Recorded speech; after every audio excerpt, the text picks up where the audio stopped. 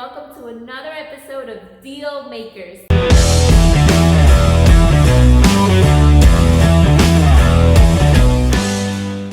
And today we have something very, very special in store for you. And that is, I'm your host for once. And second, today Camilo, your usual host, is actually at the hot seat. Thank you for making it. Yes, guys, don't forget to subscribe to the channel if you like what you're hearing. That's something you should be saying, right, as a host? Yes, don't forget to subscribe if you want to see really amazing content, not only from Camilo, this amazing real estate investor, but other people in the world of real estate that will tell you the truth how it is. Yes, let's get this thing started. Awesome. So in 1 minute, can you tell me a little bit about you? Woo! Okay, I'm a real estate investor. I buy properties to fix and sell, fix and rent. I'm also a wholesaler. I help investors find properties so they can make money, so they can fix and sell or fix and rent. I'm also the author of the book with you, my beautiful wife, Cashflowpreneur. And it talks about our journey and how we became financially free through real estate investments at the age of 29. And that's pretty much a little bit about me. Awesome. Thank you so much. I'm also a dad of a beautiful daughter, and a beautiful daughter coming as well for the second one. Yay. Okay, thank you so much. So now, number one question that keeps coming up. Yes. For investors most of the time. Yes. How do you feel, or what do you think of today's South Florida market? Okay, I feel that there's two different markets, the high-end market and the regular market. The high-end market, I think it's in a bubble that already passed. I think there's a lot of opportunity for investors to buy high-end properties right now at ridiculous prices because there's so much supply and not enough demand.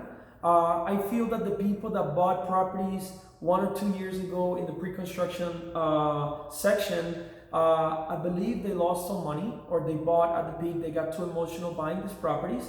But they're selling for much cheaper right now, to the point where even developers are offering 8 and 10% commissions to sell the properties.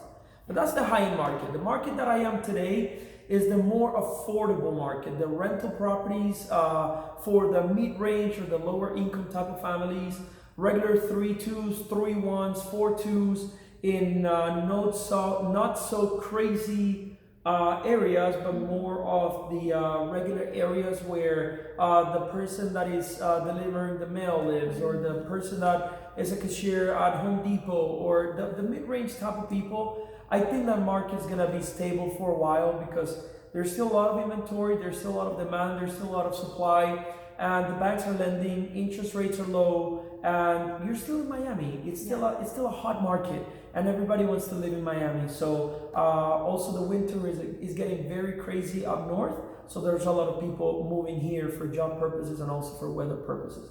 Awesome. So I think it's gonna remain flat for a little bit, and I don't know if it's gonna be a small correction, maybe go down a little bit, but the affordable market, I believe we're not in a bubble. I think it's being stable. What do you think about, as far as real estate investments, what is a better option right now in this market, to buy, fix and flip, or buy, fix and rent? Most of my clients are buying, fixing, or renting. Because the cash flow is still there, the demand is still there, and believe it or not, flipping became a business that everybody wants to do. Everybody wants to be cheap and Joanne, that flipping homes is just so much fun, and oh my god, you're a diva now and you can be a designer and still make $100,000 on a flip. It's not as nice as rainbows as they show on TV. They create a lot of drama in those TV shows, and it's not how it works. There's a lot of demand for flip properties, and everybody has $100,000-$200,000 either under their mattress or through friends and family. So having $200,000 in cash is not so rare that you can find really good deals. Everybody has money today. Everybody wants to be a flipper, and again, everybody wants to be a Chip and Joanne. So the fixing and flipping is a lot more competitive, therefore prices are a lot higher and the margins are very, very slim. Whereas fixing and renting, it makes a lot more sense if you have some cash that you can put towards rental and cash flow purposes. Awesome, thank you so much. So, very hot topic and very controversial topic. Would you buy or would you rent the property you live in? Okay, great question. I would buy the property where I live in. Obviously, I own the house that I live in for that same reason. And contrary to many other people that they say, yeah, stay mobile and just rent. I believe it's a personal decision. I don't think you can go wrong with any of those. I believe what you have to think about is more about your goals. What do you want to do? Obviously, renting where you live gives you a lot more mobility, but it also gives you instability. So in my case, I have a daughter, two kids, one 2-year-old kid and one coming. I'm looking more for that stability. I also wanted help from grandparents to help us with our kid and to take care of them. So I wanted to own where I live. I want to show my kids that this is their home. Nobody's gonna kick us out. That I can do improvements. I can demolish a bathroom or a kitchen. Nobody's gonna tell me what to do or what not to do. But I'm paying a little more than if I was renting for obvious reasons. But for the people that want to rent, that's also great because if you want to move in a year, you just cancel your lease and move on to another place. I believe it depends on what you're looking for, what do you want to do. That's it. But I would suggest buying buying and living where you live. It gives you a little bit more stability.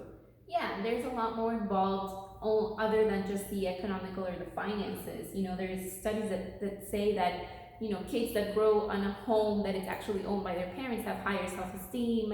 And, there's a whole other new thing about factors that are associated with that. So I agree with you. And I also think that it depends on where you are in your life. If you're really young, like you said, and you're mobile and you want to jump around, probably renting is the best option for you. Yes. If you're developing a family or, so it depends on your goals and where you are in life. Yes. Okay, so what is your biggest goal right now and why?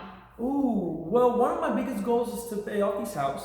I feel that if I don't have to worry about mortgage, it would be a great goal for the next 5 years. That's a big goal for me. If all I have to pay every single month is just the taxes and insurance and HOA, would be a great relief and also great help for my finances. Although some people say that it's dead money, and I totally agree, because interest rates right now are at 3.5%, 4%, maybe 4.5% interest. I get it, it's dead money, but being able to be free and not having to worry about, what am I going to do to pay the next mortgage payment? I think that's one of my biggest goals. And another big goal that I have is obviously to retire my parents. They have gone through a very hard financial situation in their 40s and 50s and now 60s. And I want to be able to give them back what they deserve because I wouldn't be where I am if it wasn't for them. So that's one of my biggest goals today. Yes. Nice. That is so nice of you. What is one big passion in life? Big passion that I have in life. I love sports. I watch sports not just because of the fun of it, but it inspires me to be better every single day. The way how these athletes work very hard to get better, the way they see competition, the way they see how they can be better every single day, the way they act every day to not miss practice, and everything is about teamwork. I can't do it by myself. I need my team to help me out. Early mornings, late nights. It's a big passion of mine to watch sports for that reason, not just to enjoy the game, but also to see how they see their sport and how it relates to my business. So you have big goals. You want to pay off your home. You want to retire your parents, and you have a big passion. How do you stay motivated? My family, it's not about the millions, it's not about the money, it's about being able to spend quality time with my family. Obviously with you, my daughters, my parents, if the bigger the how, the bigger the why, the smaller the how. If you have a big why, if you have a big passion for what you do, and if you have that drive, who cares about getting up early or doing what you are not supposed to be doing? Just get it done because you need to, because it's part of your goal. So it's just my family is obviously my biggest motivator. And how do you, or what big obstacles have, fronted that motivation? Because not every day we wake up motivated, and there's obstacles that get in our way. What has been your biggest obstacles in business or life? Well, my biggest obstacle in life is I'm not from here. I'm from Colombia. Most of you know my story. I came to this country with no money, no credit, no experience. And I started playing in the big leagues, real estate investments, when I was a young 20-year-old kid. And not knowing the business language, not knowing how it works, being scared about having to put a $5,000 deposit where I don't have a payment to pay my car payment next month. And I had to go through all of that and learning in the process. I think that has been my biggest challenge, but it's been a great risk that I've taken, and through the lessons that I've learned, I've been able to minimize those risks and take better decisions every single day.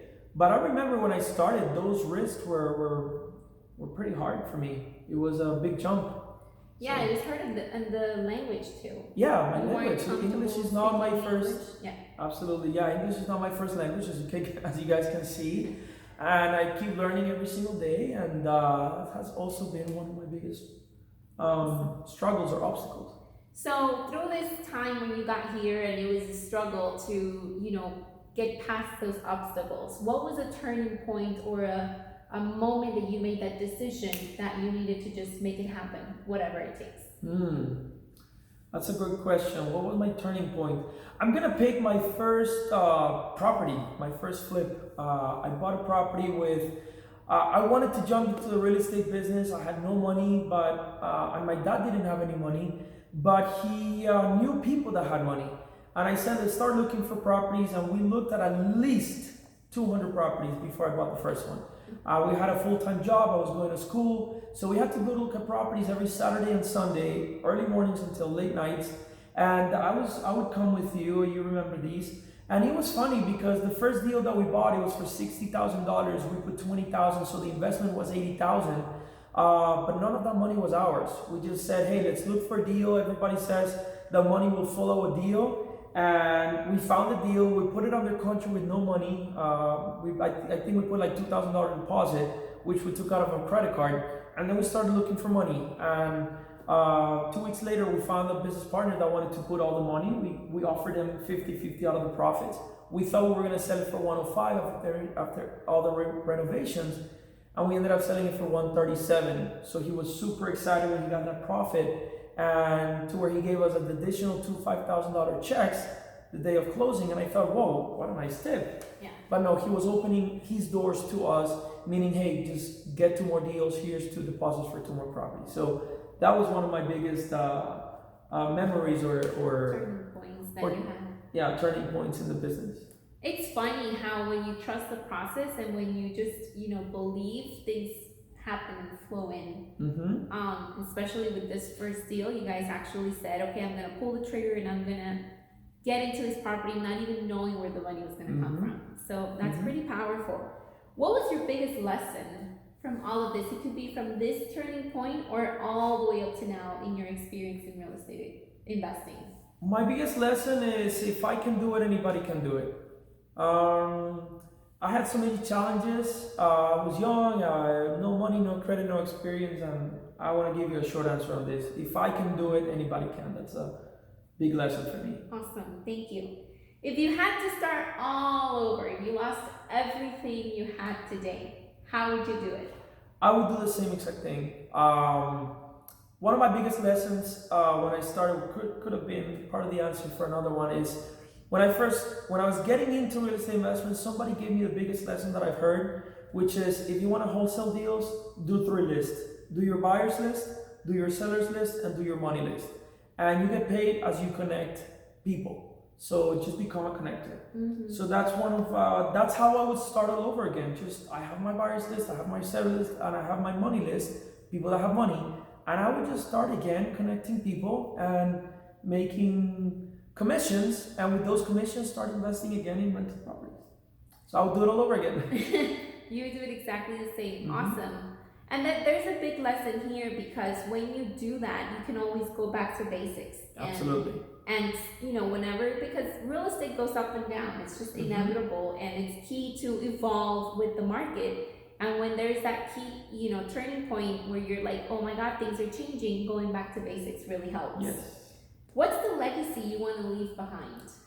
Ooh, I guess going back to the same thing, if I can do it, anybody can. I think leaving that to my kids, to my wife, to my family, to the friends and family that know me, and everybody else that I do business with, is that there's no obstacles in life. Only you either win or learn. You know, you never lose. There's a fallback. I share with my YouTube channel that shit that happens in business all the time. Sometimes we lose money. Sometimes things are more expensive than we expect, or sometimes they steal stuff from us, or whatever happens. You don't lose. You either win or you learn. So that's could be a great legacy. Yes, awesome. Who are some people that inspire you? Like famous people or relatives? Anyone that inspires you. You can name 3.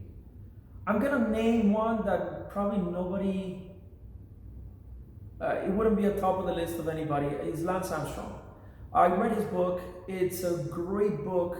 Before he said that he was into steroids, but more about the steroids is about his willingness to get up from bed after he had stage 4 cancer, and the doctors have given him like hours of life, to the next year winning again a cycling competition with the best of the world. I don't care how much steroids you have. You gotta have a mindset of a killer. You gotta have a mindset of a winner to get to where he was, especially beating cancer. There's no steroids that can help anybody recover cancer. So that's one.